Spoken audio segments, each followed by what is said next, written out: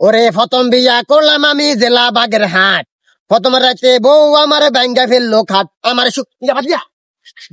তোর কাছে না যাই কিল্লাই তোর কাছে হোলটা দিয়ে নো কাগারে হোলটা দিচ্ছা এই যে শুরু হয়ে গেছে আন্না গো হালকা বৃষ্টি হয় আর নানগো সে হুমার আমার শুরু হয়ে গেছে।